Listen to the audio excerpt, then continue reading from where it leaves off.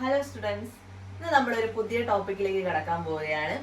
നിങ്ങളൊക്കെ കേട്ടിരിക്കും, നമ്മൾ നിത്യജീവിതത്തിൽ സ്ഥിരമായിട്ട് കേട്ടുകൊണ്ടിരിക്കുന്ന ഒരു കാര്യമാണ് ഷോക്ക് അടിച്ചു കഴിഞ്ഞാൽ നമ്മൾ ഫസ്റ്റ് എയ്ഡ് എന്നുള്ള രീതിയിൽ എന്താണ് നമ്മൾ ആദ്യം ചെയ്യുക. അതായത് നമ്മൾ എന്ത് ചെയ്യും, ആ ഷോക്ക് ഏറ്റ ആളുടെ ശരീരം നന്നായിട്ട് തിരുമ്മി ചൂട് പിടിപ്പിക്കുന്നത് കണ്ടിട്ടുണ്ട് അല്ലേ? എന്താണ് ഇതിനുള്ള കാരണം എന്ന് നിങ്ങൾ ആരെങ്കിലും ചിന്തിച്ചിട്ടുണ്ടോ? അല്ലെ, എല്ലാത്തിനും പിന്നിലും ഒരു സയൻസ് ഉണ്ട്. അതേപോലെ തന്നെ നമ്മൾ ഈ ചെയ്യുന്ന കാര്യത്തിന് പിന്നിലും എന്തുണ്ട്, ഒരു സയൻസ് ഉണ്ട്. അതിനെ കുറിച്ചാണ് നമ്മൾ എന്ത് ചെയ്യുന്നത്, ഇന്ന് ചർച്ച ചെയ്യാൻ പോകുന്നത്. അപ്പൊ നമുക്ക് ആദ്യം തന്നെ ഒരു കുഞ്ഞു പരീക്ഷണത്തിലേക്ക് കടക്കാം. അപ്പൊ നമ്മുടെ പരീക്ഷണം എന്താണെന്ന് അറിയണ്ടേ? നമ്മുടെ പരീക്ഷണം എന്താണെന്ന് വെച്ച് കഴിഞ്ഞാല്, ഞാൻ 3 ദ്രാവകങ്ങൾ എടുത്തിട്ടുണ്ട്. നമ്മൾ സാധാരണയായിട്ട് ഉപയോഗിക്കുന്ന ഒന്ന് ജലം, വെളിച്ചെണ്ണ, തേന്. ഇത് 3ആണ് ഞാൻ എടുത്തിട്ടുള്ളത്. നമുക്ക് എന്ത് ചെയ്യാം, ഒരു ചെരിഞ്ഞ പ്രതലത്തിൽ ഈ ദ്രാവകങ്ങൾ ഒഴുക്കി കഴിയുമ്പോൾ ഇവ എല്ലാത്തിന്റെയും വേഗത ഒരുപോലെയാണോ എന്ന് നമുക്കൊന്ന് ചെക്ക് ചെയ്ത് നോക്കാം. നിങ്ങളും കൂടിക്കോ പരീക്ഷണത്തിന്. നമ്മുടെ പരീക്ഷണത്തിനായിട്ടുള്ള സാധന സാമഗ്രികൾ ഇവിടെ സെറ്റാണ്. അതായത് ഒരു ഗ്ലാസ് ഉപയോഗിച്ചിട്ടുള്ള ചെരിഞ്ഞ പ്രതലമുണ്ട്. ആ ചെരിഞ്ഞ പ്രതലത്തിൽ ഞാൻ 3 അടയാളങ്ങൾ മാർക്ക് ചെയ്തിട്ടുണ്ട്. അതുപോലെ നമ്മൾ നേരത്തെ പറഞ്ഞ 3 ദ്രാവകങ്ങളാണ് ഈ എടുത്തിരിക്കുന്നത്. കുറച്ച് തേന്, അല്പം വെളിച്ചെണ്ണ, പിന്നെ ജലം. ഇത് 3 ഉപയോഗിച്ചിട്ടാണ് നമ്മൾ പരീക്ഷണം ചെയ്യാൻ പോകുന്നത്. ആദ്യം തന്നെ ഞാൻ ചെയ്യുന്നത്, അല്പം തേൻ എടുത്തിട്ട് ഈ ഗ്ലാസിന്റെ ചെരിഞ്ഞ പ്രതലത്തിൽ ഒഴിക്കുകയാണ്. അതിനുശേഷം രണ്ടാമതായിട്ട് അല്പം വെളിച്ചെണ്ണ ഒഴിക്കുകയാണ്. അവസാനമായിട്ട് ജലമാണ് ഈ ചെരിഞ്ഞ പ്രതലത്തിലേക്ക് ഒഴിക്കുന്നത്. എന്താണ് നിങ്ങൾക്ക് കാണാൻ കഴിയുന്നത്? ഞാൻ ആദ്യം ഒഴിച്ചിട്ടുള്ള തേനിന്റെ വേഗത എന്താണ്, വളരെ കുറവാണ്. രണ്ടാമത് ഒഴിച്ചിട്ടുള്ള വെളിച്ചെണ്ണ കുറച്ചുകൂടി വേഗത്തിൽ പോകുന്നുണ്ട്. എന്നാലോ അവസാനം ഒഴിച്ചിട്ടുള്ള ജലമാണ് പെട്ടെന്ന് തന്നെ ഒഴുകി താഴേക്ക് എത്തിയിരിക്കുന്നത് അല്ലേ? അപ്പൊ നമ്മുടെ പരീക്ഷണം എല്ലാരും കണ്ടല്ലോ. പരീക്ഷണത്തിൽ നിന്ന് എന്താ മനസ്സിലായത്? 3 ദ്രാവകങ്ങളും വ്യത്യസ്ത വേഗത്തിലാണ് ഒഴുകിക്കൊണ്ടിരിക്കുന്നത് അല്ലെ? അതായത് വേഗത കൂടിയതും കുറഞ്ഞതൊക്കെ നമ്മൾ കണ്ട്. അപ്പൊ വേഗതയിൽ വ്യത്യാസം ഉണ്ടാവാൻ കാരണം എന്തായിരിക്കും? നമ്മൾ പഠിച്ചിട്ടുണ്ട്, ഒരു വസ്തുവിന്റെ ചലനത്തെ തടസ്സപ്പെടുത്തുന്ന രീതിയിൽ ഒരു ബലം ഉളവാക്കുന്നുണ്ടെങ്കിൽ ആ ബലത്തിന് നമ്മൾ വിളിക്കുന്ന പേരെന്തായിരുന്നു? ഘർഷണ ബലം. ഈ ഘർഷണ ബലം ഇവിടെ അനുഭവപ്പെട്ടിട്ടുണ്ടോ? ഉണ്ട് അല്ലെ? അതായത് ഈ ഗ്ലാസ് പ്ലേറ്റിനും നമ്മൾ ഒഴിച്ച ദ്രാവകങ്ങൾക്കിടയിൽ ഒരു ഘർഷണബലം അനുഭവപ്പെട്ടിട്ടുണ്ടാവുമല്ലോ. അതേപോലെ തന്നെ ഈ ദ്രാവകങ്ങളുടെ പാളികൾക്കിടയിൽ എന്ത് സംഭവിച്ചിട്ടുണ്ട്? ഒരു ഘർഷണബലം അനുഭവപ്പെട്ടിട്ടുണ്ട്. അത്തരത്തിലുള്ള ഘർഷണബലത്തെയാണ് നമ്മൾ ഇന്ന് പരിചയപ്പെടാൻ പോകുന്നത്. അതായത് ആ ഘർഷണബലത്തെ, ദ്രാവക പാളികൾക്കിടയിലുള്ള ഘർഷണബലത്തെ നമ്മൾ വിളിക്കുന്ന പേരാണ് വിസ്കസ് ബലം അഥവാ ശ്യാനബലം എന്ന് വിളിക്കും. അതായത് ദ്രാവക പടലങ്ങൾക്കിടയിൽ അവയുടെ ആപേക്ഷിക ചലനത്തെ തടസ്സപ്പെടുത്തുന്ന രീതിയിൽ ഒരു ബലം ഉളവാക്കുന്നുണ്ട്. ആ ഘർഷണ ബലത്തെ, ആ ബലത്തെയാണ് നമ്മൾ എന്ത് പറയുന്നത്? വിസ്കസ് ബലം അഥവാ ശ്യാനബലം എന്ന് പറയുന്നത്. ഇതെല്ലാ ദ്രാവകങ്ങൾക്കിടയിലുള്ള പ്രത്യേകതയാണ്. അതായത് ഇവയ്ക്ക് ദ്രാവകങ്ങൾ, നമുക്കറിയാം ദ്രാവകങ്ങൾ എങ്ങനെയുള്ളത്, ഓരോ പാളികളായിട്ടാണ് ഉള്ളത് അല്ലെ? ആ പാളികൾക്കിടയിൽ എന്ത് ചെയ്യുന്നുണ്ട്? ഓരോ പാളികൾക്കിടയിലും ഘർഷണബലം അനുഭവപ്പെടുന്നുണ്ട്. ആ ഘർഷണബലത്തെയാണ് നമ്മൾ എന്ത് വിളിക്കുന്നത്? വിസ്കസ് ബലം.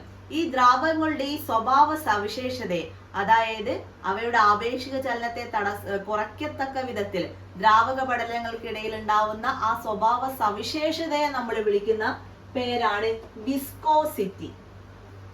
എന്താണ് ആ സ്വഭാവ സവിശേഷത? വിസ്കോസിറ്റി. അപ്പോ ഈ വിസ്കോസിറ്റിയിൽ ഉണ്ടായ വ്യത്യാസമാണ് നമ്മുടെ പരീക്ഷണത്തിൽ കണ്ട ദ്രാവകങ്ങളുടെ വേഗത കുറയാനുള്ള കാരണം.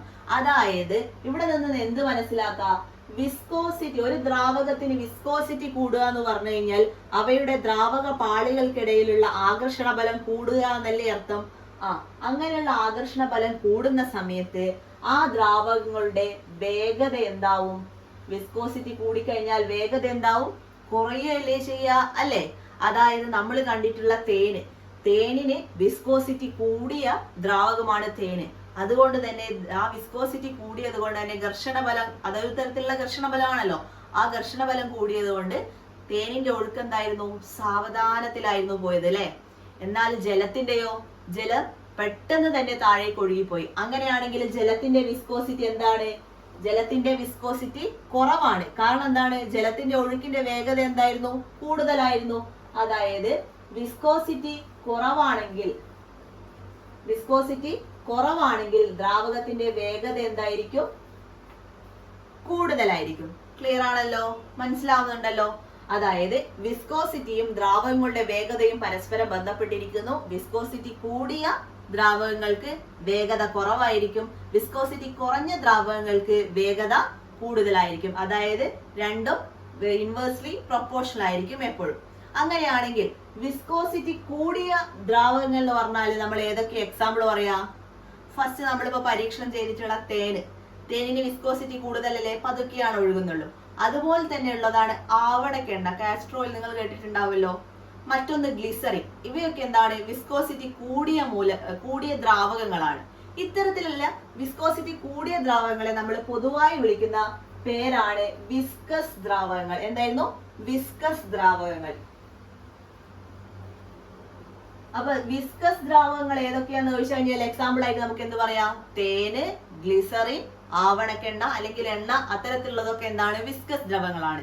എങ്കിൽ ഇതേപോലെ വിസ്കോസിറ്റി കുറവ്, അതായത് ഒഴുക്കിന്റെ വേഗത കൂടുതലുള്ള ചില ദ്രാവകങ്ങൾ ഉണ്ടായിരുന്നു. ഒന്നാമത്തേത് നമ്മളെ ജലം അതേ സ്പീഡിൽ ഒഴുകുന്നതാണ്, അതിനേക്കാളും സ്പീഡിൽ ഒഴുകുന്നതാണ് എന്ത്? മണ്ണെണ്ണ. പിന്നെ കുറച്ചുകൂടി വേഗത്തിൽ ഒഴുകുന്നതാണ് എന്ത്? പെട്രോള്. ഇത്തരത്തിലുള്ള ദ്രാവകങ്ങൾക്ക് പെട്ടെന്ന് തന്നെ ചലിക്കാനുള്ള കഴിവുണ്ട് അല്ലെ. അതായത് വിസ്കോസിറ്റി കുറഞ്ഞത്, വേഗത കൂടിയതായിട്ടുള്ള ഇത്തരത്തിലുള്ള ദ്രാവകങ്ങളെ നമുക്ക് എന്ത് വിളിക്കാം? മൊബൈൽ ദ്രാവകങ്ങൾ വിളിക്കാം.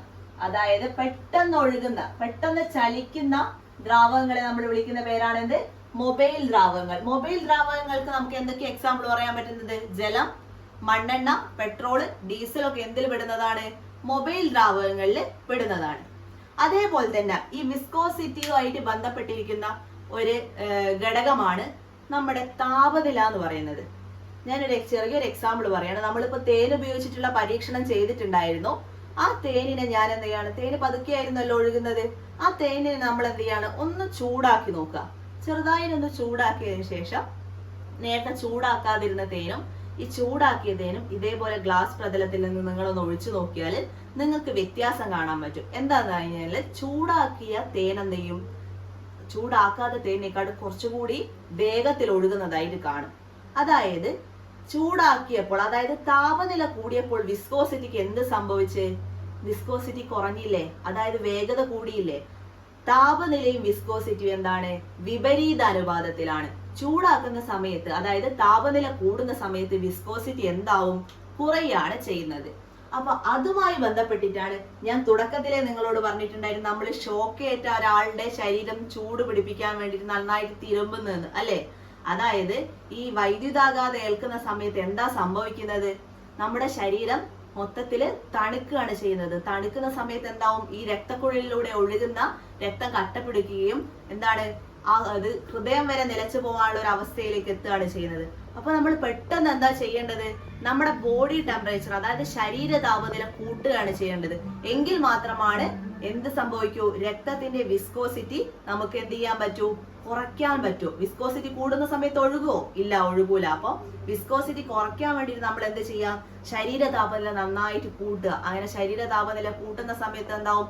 രക്തത്തിന്റെ വിസ്കോസിറ്റി കുറയുകയും രക്തം എന്ത് ചെയ്യാൻ തുടങ്ങും? പമ്പ് ചെയ്യാൻ തുടങ്ങുകയും ചെയ്യും. അതായത് ശരീരത്തിലൂടെ ഒഴുകാൻ തുടങ്ങുകയും ചെയ്യുമ്പോൾ ഒരു പരിധി വരെ പെട്ടെന്ന് തന്നെ നമുക്ക് ആ രോഗിയെ ഹോസ്പിറ്റലിൽ എത്തിക്കുന്നതോടുകൂടി അപകടനില തരണം ചെയ്യാൻ വേണ്ടി സാധിക്കും. അതാണ് ഞാൻ തുടക്കത്തിൽ പറഞ്ഞത്. വിസ്കോസിറ്റി എന്തുമായിട്ട് കണക്റ്റഡ് ആണ്? നമ്മുടെ നിത്യജീവിതത്തിലുള്ള സന്ദർഭമായിട്ട് കണക്റ്റഡ് ആണ് എന്നുള്ളത് പറഞ്ഞത്. അപ്പൊ വിസ്കോസിറ്റി എന്താണെന്ന് എന്റെ എല്ലാ മക്കൾക്കും ഇന്ന് മനസ്സിലായല്ലോ. അപ്പോൾ വിസ്കോസിറ്റി എന്താണെന്ന് നിങ്ങൾ കൃത്യമായിട്ട് പഠിക്കുക. എന്തെങ്കിലും സംശയങ്ങൾ ഉണ്ടെങ്കിൽ ചോദിക്കുക, കമന്റ് ബോക്സിൽ ചോദിച്ചാൽ മതി. നമ്മൾ എന്ത് ചെയ്യാണ്? ഈ നിത്യജീവിതവുമായിട്ട് ബന്ധപ്പെട്ട് നമ്മുടെ സയൻസ്, അതായത് സയൻസ് കണക്ട് ചെയ്ത് പഠിക്കുന്ന സമയത്ത് നമുക്ക് കൃത്യമായിട്ട് ഓർമ്മയുണ്ടാവും. അതുകൊണ്ട് തന്നെയാണ് ഞാൻ നിങ്ങളോട് ആദ്യം എന്ത് ചെയ്തത്? നമ്മുടെ ഒരു പരീക്ഷണത്തിലൂടെ ഞാൻ കാണിച്ചു തന്നത്. അപ്പൊ എല്ലാവർക്കും മനസ്സിലായി എന്ന് വിചാരിക്കുന്നു. അടുത്ത ക്ലാസ്സിൽ ഇതിലും നല്ല സൂപ്പർ ടോപ്പിക്കുമായിട്ട് നമുക്ക് കാണാം. Okay, by.